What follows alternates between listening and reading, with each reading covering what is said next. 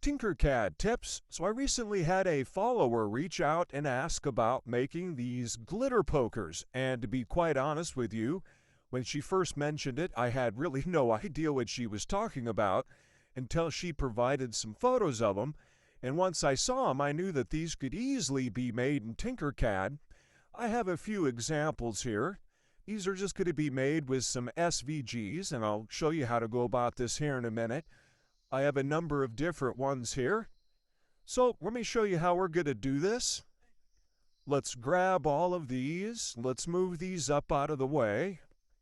Let's go ahead and delete this here. Now where we're going to start at is over here on Google, and I just did a simple search here, Clipart, black and white. And of course there's all sorts of these to choose from.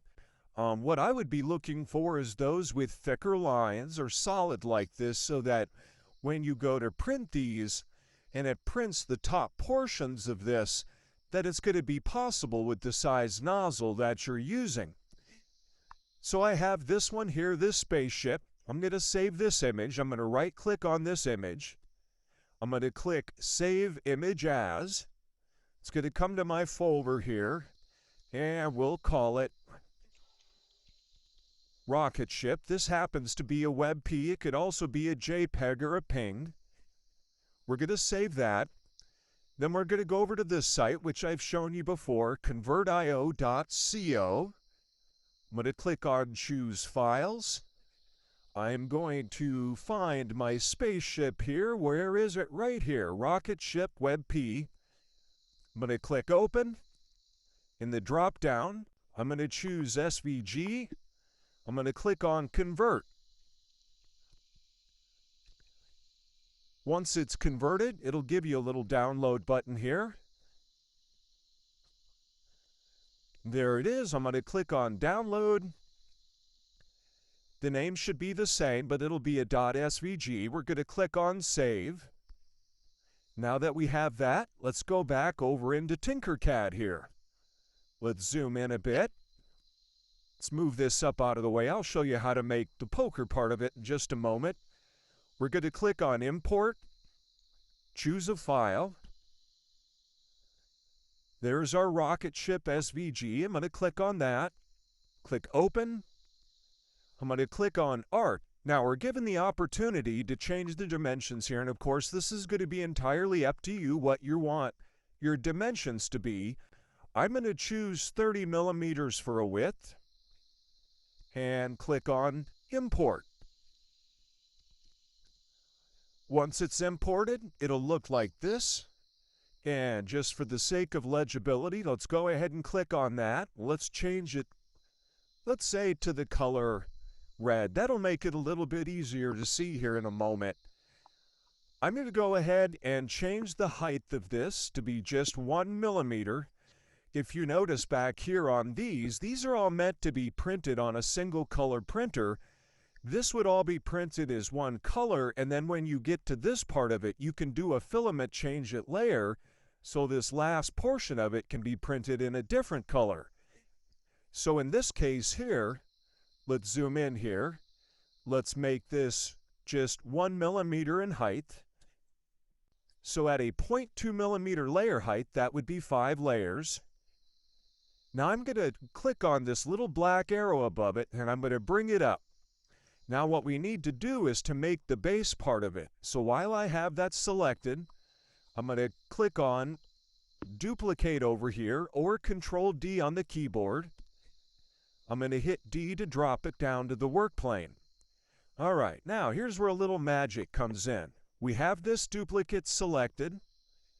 I'm going to change this to outer line, round, and then we want to determine an outer line width, and that line width is going to determine how much of a border that we have around here.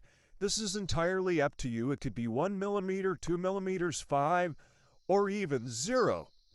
So for this example, I'm going to go ahead and zoom in here so you can see it. I'm going to change this to 1 millimeter. Right, while that's highlighted, I'm going to type in the number 1.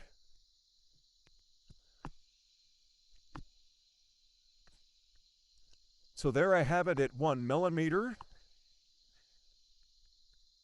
Now, here's where the magic happens. We need to fill this in, but we're going to do this by exporting it as an SVG again.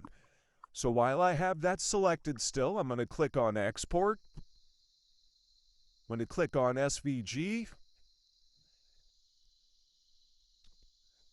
You'll get the dialog box here, and I'm not going to change the name. I'm just going to leave it as Glitter Pokers. Click Save. Now, this one that we are just working with here, we can go ahead and delete that. We're going to click on Import, and we're going to bring in what we just exported. So this one right here, glitterpokers.svg. Click on Art. We don't need to change the dimensions. We're going to click on Import. And there's our imported SVG, so I'm going to click on that. Now what we want to do is we want to change this to be Silhouette. So I'm going to click on Silhouette. For the sake of clarity here, I'm going to change that to yellow. I'm also going to click here, and in this case, I'm going to change the height to just 8 millimeters. And again, you can choose to make that whatever height that you want. All right, now that we have that, we need to drop down this red part onto the surface of that. So I'm going to hit W to get the work plane tool.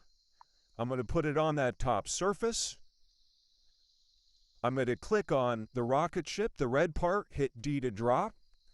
And to make sure that they're lined up, I'm going to lasso select the both of them, hit L for align. Down the middle this way, down the middle this way. There we go. All right, now I'm going to put the work plane back on the default, so I'm going to hit W again and put that out there. All right, so now we have that part of it done. Now let's make the poker part. Now, in this case, I chose to use something rounded like this, so it's flat on the bottom. So it'll be easier to print. And again, this could be whatever width that you want or whatever length that you want, but let me show you how I made that. Come over here. I'm going to go ahead and grab this cone shape. I'm going to change it to yellow. Now in the dialog here, I want to change this top radius to 1. We want to nip off the very end of it so it doesn't come to a sharp point. And you can see an example here. This will be just a little bit easier to print. You won't have a perfectly sharp point on it. So I'm going to zoom in here. I'm going to click on this. I'm going to change the number of sides to its maximum. And I'm going to change this top radius value to 1. There we go. Have the radius at 1. Now I want to split this in half. There's a simple way to do that. We're going to grab a box shape here. Bring that out. I'll make it a little bit wider. Bring it over. I'm going to make a duplicate of that, so Control D on the keyboard. I'm going to put the work plane on the side of this, so W for the work plane. Put that right there, and we still have that duplicate selected, so I'm going to hit D to drop. There we go. I'm going to put the work plane back on the default, again W on the keyboard. Now I'm going to select the two of those, and temporarily I'm going to bundle group those together. Control B.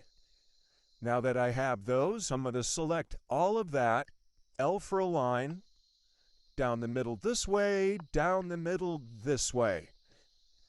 All right, we're just a little over 9 minutes. We're going to probably pick this up on part 2. So I hope you come back and follow for that. This will be the end of part 1. As always, like, follow, and repost.